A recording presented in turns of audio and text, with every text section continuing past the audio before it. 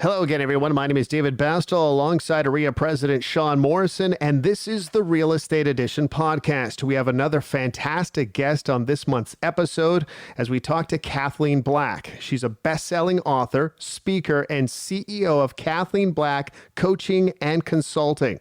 Sean, definitely an industry leader.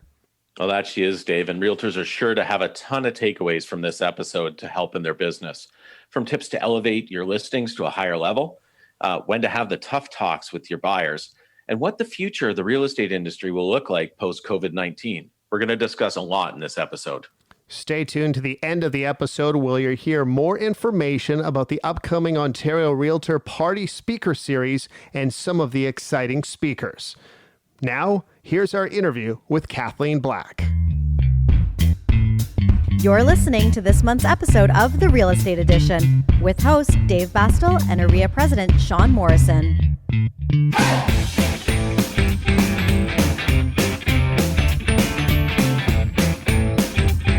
Kathleen, thanks for joining us. Why don't you start by telling us a little bit about yourself, how you got into real estate, and of course, you chose to become a real estate coach and consultant, and maybe a little bit of your path to where we meet today. Sure. Yeah. I mean, the honest truth was I didn't really want to get into real estate. I got really pushed. I have a background in investment properties and I had two young kids and we were basically, buying and flipping them. But the truth is we were doing it. So it was all sweat equity and it was a busy time. And I think my ex-husband just kind of got sick of me micromanaging our realtor and said, it's about time that you got your license, and it pushed and pushed. And thank goodness I did it, but I didn't really want to is the truth of it. But I got busy really quickly. I would say I'm not sure if it's with firm or closed. I did between 44 to 47 deals my first year in the business. So I was hopping. And I initially thought it was just to help add to our investment portfolio, but it went in another direction. And I think that's what led me to coaching, because I got separated my first year of real estate. Again, two little children, and all of a sudden I'm the breadwinner. And it's like, there's no support, there's no money, everything's frozen. Like it's a sink or swim moment. And that's probably why I did the amount of business I did in the first year. And I think that led me to really want to help people do the business differently. I really felt there was some efficient, systematic ways to approach real estate that worked really well for me. And I ended up to have a coaching company associated with the team that I worked with, and very quickly started running that. So I guess the rest is history.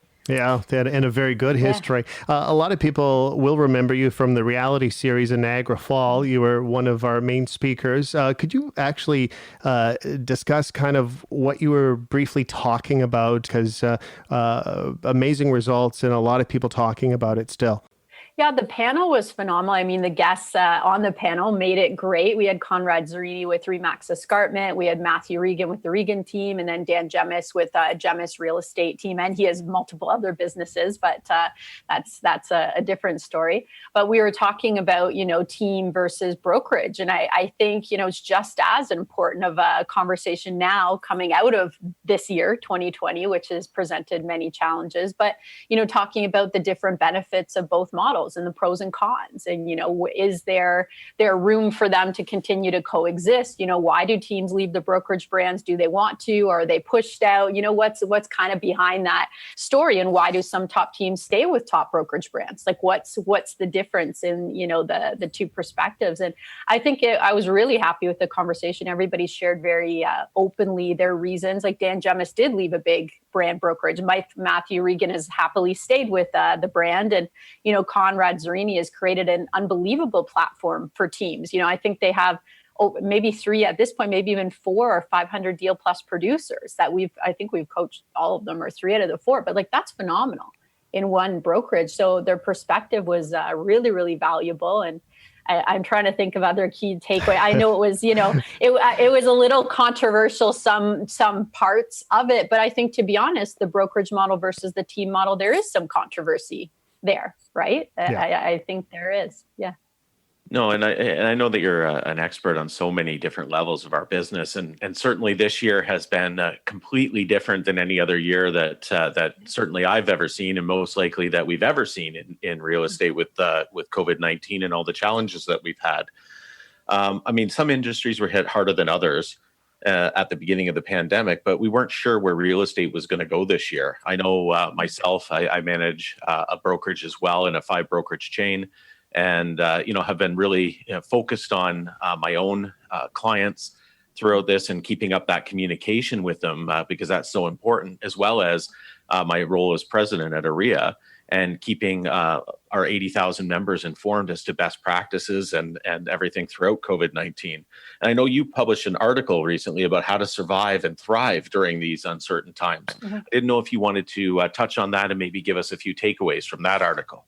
Yeah, I mean, I think, at the beginning of COVID, the same, like we really wanted to connect with our network and then connect with the industry, with masterminds. And I know, Sean, you were actually on one, which was fantastic. But, there was these 3 kind of responses, right? Like one was kind of to freeze, one was to, react, right? And be unsure. And then another was to say, hey, I'm going to choose to be strategic. I'm going to choose to be responsive. And I think one of the most important things we tried to work with our network and myself, with my business, I mean, we're all there, right?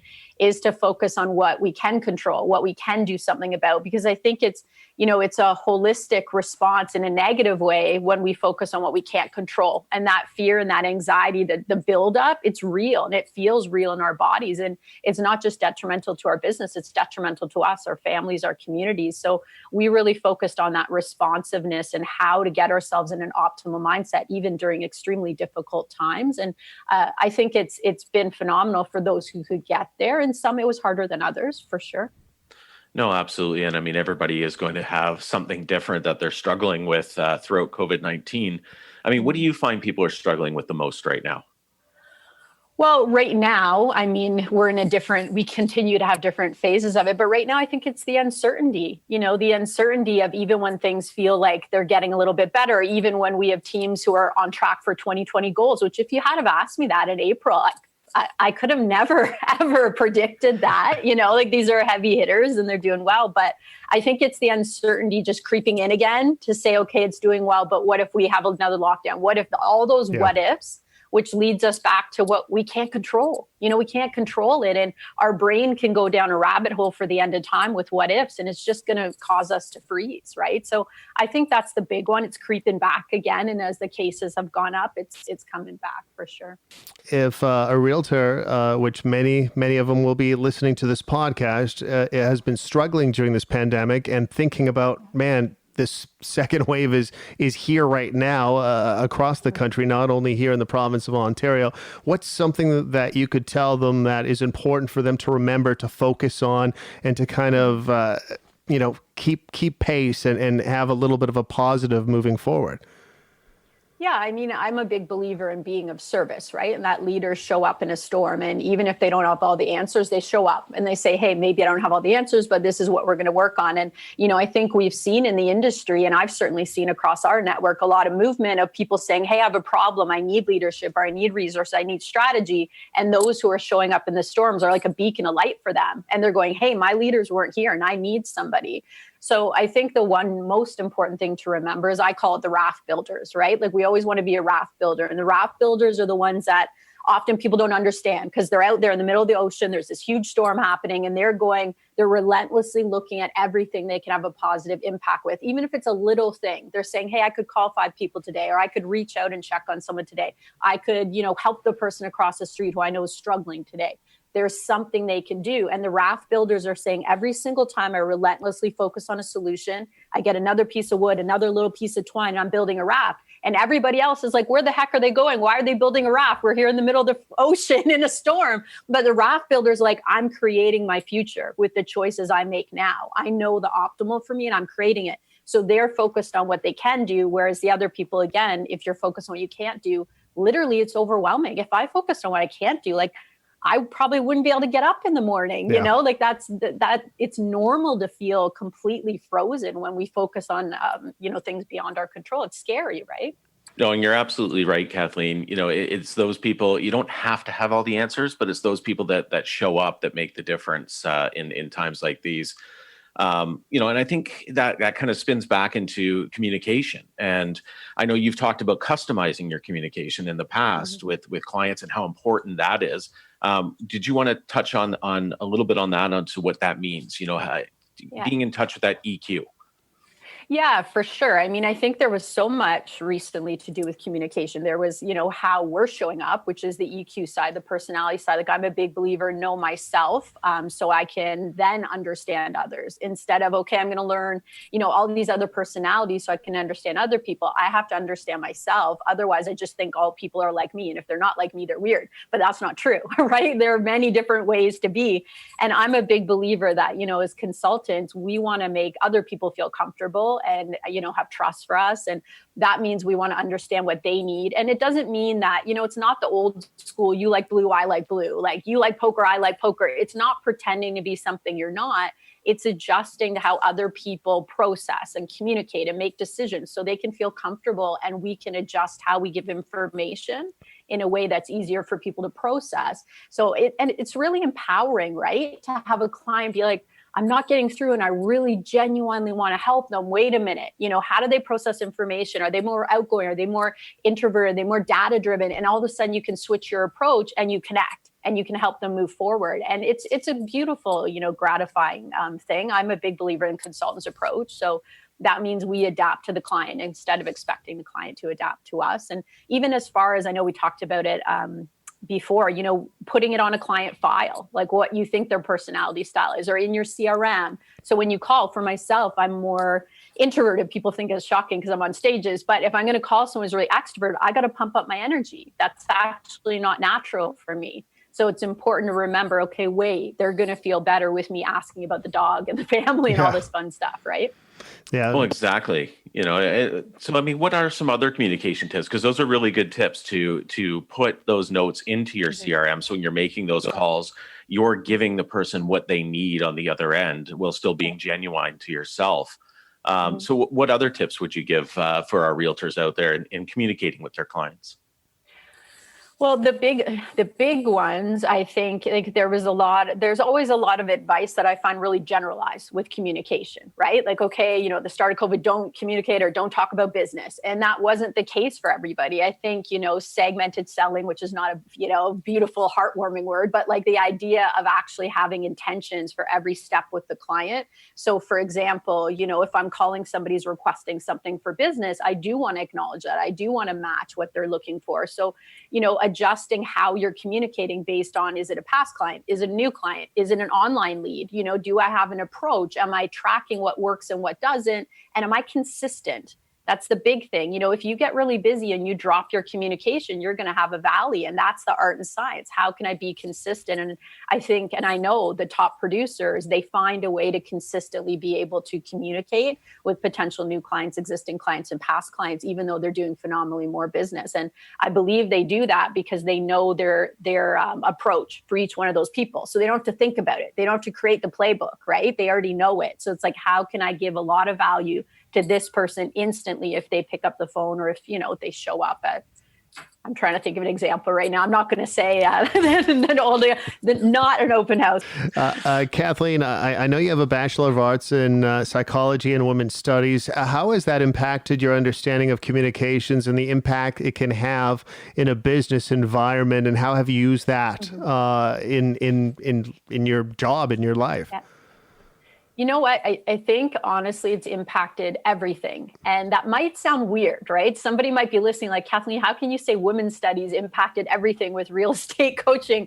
But it actually did, because I learned how to listen to voice. I learned like the delicacies of being controlling versus advocating for a client, and how to help them be empowered. So, again, in personality, if they're more passive and they're pulling back, instead of trying to dominate, I can pull back and hold space so the client actually feels taken care of.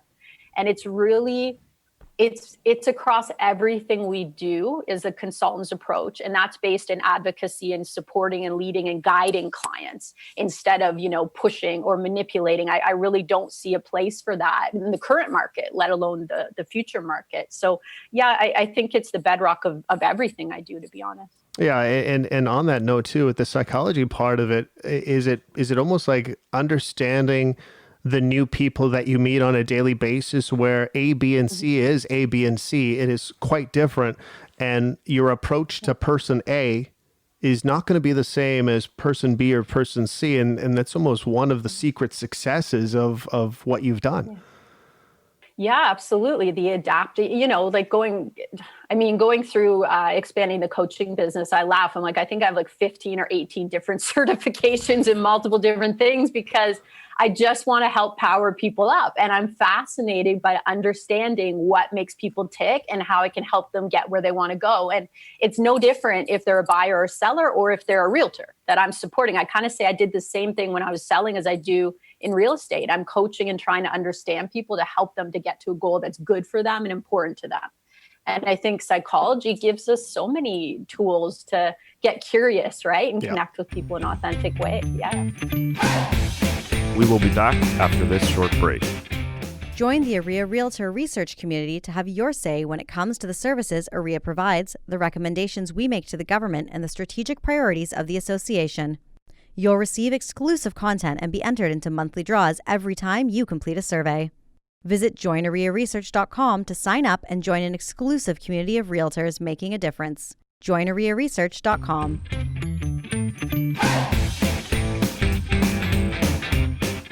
Now, Kathleen, I wanted to talk to you about a recent article that you published about the 4 tips in elevating your listing and making it stand out.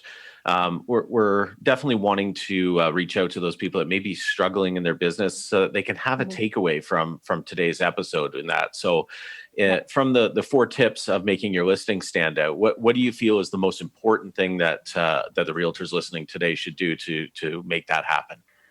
Most important. I know we talked about a couple and I reviewed it because we do like 3 articles a week. So I was like, wait, I'm going to go back. But like the good quality, I think, visual is so important right now, right? With the digital era and people seeing things. So, we talked about 2 different digital approaches there, like good quality pictures are really important. People still really downplay that. And we downplay the importance of explaining to our sellers. Because I think we kind of just assume, well, everybody does good pictures. No, everybody doesn't do good pictures, and they're a huge impact to the seller in a listing, right? Virtual tours we talked about there as well, and video footage, right? Like we know people in general, the psychology side, again, like I'm fascinated by what do people like to engage with, and they like to engage in virtual tours. They can control, they can impact, they can move and see what they want to see just like they're there. And I think COVID was great to push us to do more of what the consumer wants. They want control of that experience. So I think putting those things in is important. Then the traditional, well-written copy has always been important. I think we've gotten away a little bit from the benefits. We're forgetting how important benefits over features are sometimes. I find across our network, it's old school, but it's still super important, in my opinion. And floor plans are great. Every survey they do, people say they love floor plans. They want to have them. And there's so many easy ways, even for an individual realtor, to plug into technology to get a lot of these things extremely inexpensively, even more now with 2020, because the tech companies kind of hustled, right, to give virtual opportunities to market. So more than ever, anyone can access most of this. No, and all very good points in regards to listings. I want to kind of flip it on its head here and talk about a buyer. So if you had a client that was contacted you as a realtor for coaching, and they were struggling on the buyer side because there's so many markets right now where buyers are competing, for houses, what advice would you give to that agent that maybe is struggling with a buyer, and maybe they've been to see 50 homes and had 5 offers in, all rejected at this point? What kind of advice would you give to them?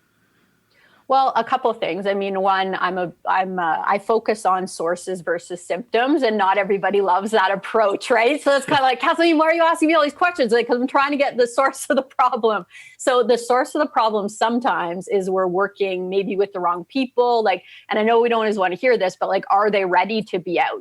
Are they financially confident? Are they emotionally confident? Do they have a good sense of the comparison in the market? Are they realistic about what they're going to get? So I'd say at the start of your process, are they loyal to working with you? Have you discussed representation with that client? Are you protecting your time? Because now more than ever, you can't be out running with 20 buyers and then, half of them end up to buy directly, with a off the market property because they were frustrated with you and you didn't have anything in place. So, how are we protecting our time? How are we educating our buyers? Because to me, the idea that they show up and we put an offer in place because they liked it, we might get the deal, that's not the full service representation, right? And I like to think that before I go to court, my lawyer is going to prepare me on how court's going to go and what to expect and what I need to know, what I should talk about and what I shouldn't talk about to give me an advantage. And I think as realtors, the prep that we provide our buyers is going to give you so much of a massive edge for you as a realtor, but for them as a buyer, right, to feel confident. So those are some of the source sides of it. Also, the turnaround meeting. I think, something that's not working, sometimes we think, okay, just one more house, just take them out one more time. Okay, this time, right? Like I'm so close. But don't be afraid to sit down, not in a house, not on a show, maybe on Zoom, whatever, but sit down and have a talk just about their strategy. What's happened? How many houses have you put offers in? What did it really sell for? How many other offers were they? Like get analytical with what's happening so that they can get on the same page, because buyers get desensitized. And to me, that's the scariest thing. It's like if we're desensitized, we're doing the same thing again and again and again, like they might end up to buy something, but they're probably not going to be super happy with it. Or with you, you're not going to get a repeat client in the future. So sit down, have an open discussion, get back on track, set a new strategy. I find it can go miles in the right direction. When do you decide to have that open discussion? Is it, I know there's not a manual that says after 7 houses, have the open discussion. Like, do you read the actual buyer himself or herself or themselves and say, okay, I think we almost need a huddle, just as you mentioned, an open discussion. Is it more of reading frustration or reading, I guess, what the buyer hopes to get from you? Yeah, I think it's both. And oddly enough, we do actually have a manual for not shocking. I'm a systems person.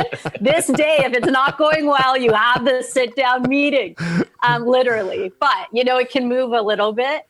But yeah, like we know, frustration comes when expectation and reality are too far apart. So I kind of miss one of the key ones, when you start to work with the buyer, set expectations, because how many will go and lose out on 1 or 2 offers? And they're just like, this is too much, like emotionally it's draining. We're just going to wait. We'll buy next year. Well, whose fault is it? Is it the market or is it us for not setting clear expectations for them? So I think it's both. It's both that if you've been, on quite a few houses and you see things are not going well or they're making unrealistic offers, but always if someone's frustrated, you need to have that conversation. Yeah. You want to be proactive and be ahead of it, always, for sure.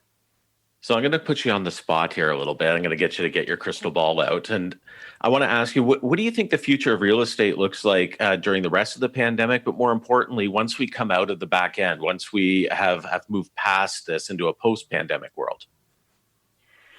Yeah, I think...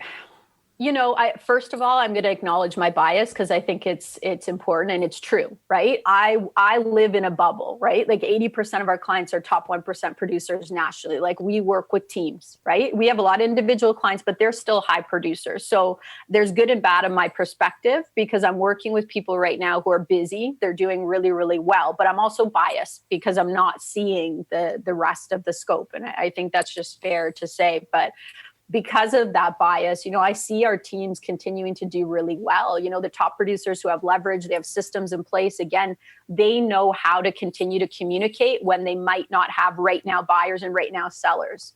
And so we have a perspective of when it's a storm and it's dark, we're going to reach out when other people hesitate. We're going to be consistent when other people are unsure. And we're going to plant the seeds because we trust we can cultivate them when the sun comes out. We also trust we can have that alchemy of taking data and turning it into value for the consumer. And I think that's really important right now. There's so much news. There's so much media. Don't be scared to take the data and interpret it. That's what people need. They need the local expert. They need your eyes. That's something that the mass media does not have. So those experienced realtors who know how to deal with a difficult market, they're like their eyes on the ground are the most important thing right now.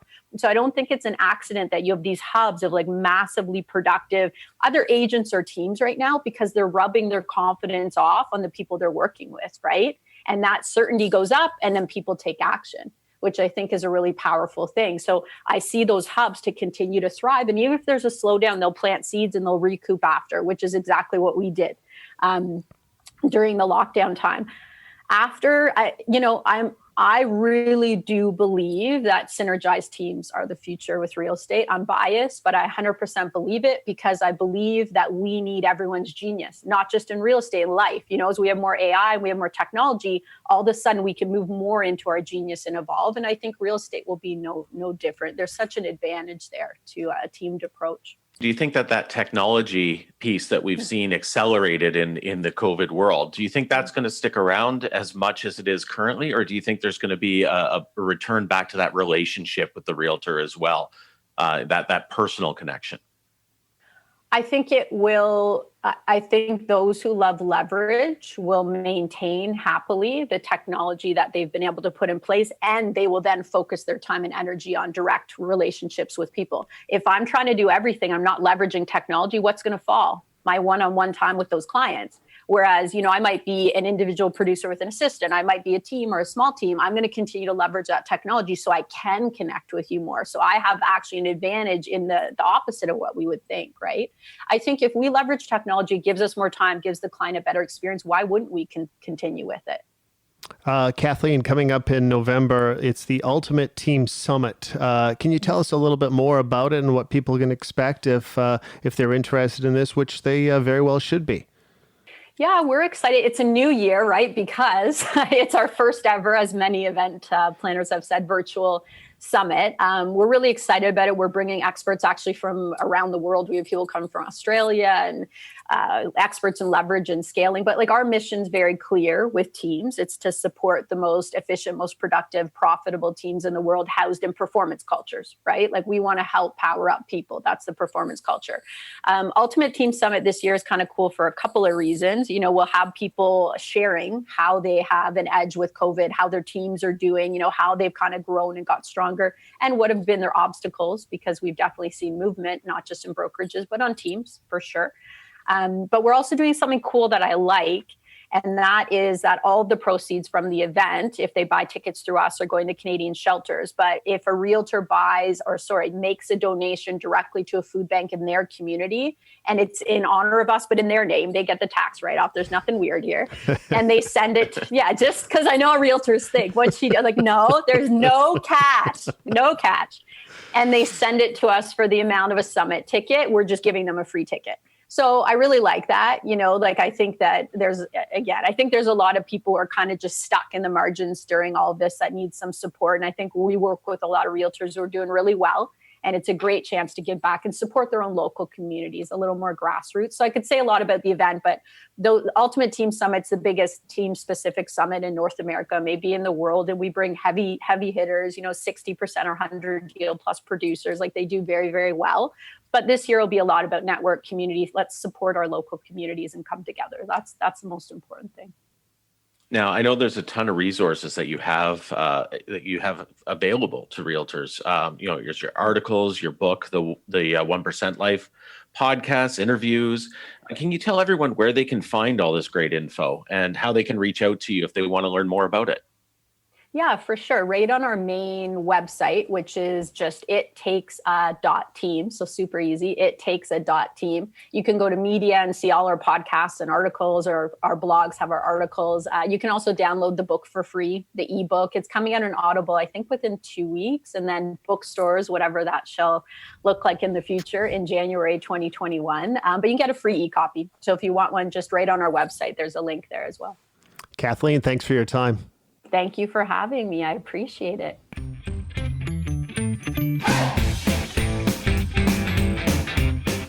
As I mentioned earlier, AREA will be hosting the first ever Ontario Realtor Party Speaker Series this fall. This will be a 4-week virtual speaker series event taking place October 20th, October 27th, November 3rd, and November 10th. The event will feature pollsters Nick Nanos and Frank Luntz and political commentators Dana Perino and Donna Brazil. You will also have the opportunity to hear from Premier Doug Ford as he discusses how he has led Ontario through the COVID-19 pandemic. And finally, former Prime Minister of Canada Brian Mulroney will share his insights into what the newly elected president will mean for U.S. and Canadian relations. The speaker series will be free to all AREA members. This is an event you don't want to miss out on. Visit OntarioRealtorParty.com/speaker series and save your seat. If you have any questions, reach out to us at podcast@area.com and be sure to subscribe, rate, and review our podcast wherever you're listening. On behalf of AREA President Sean Morrison and myself, David Bastel, thank you for listening, and we will talk to you again soon.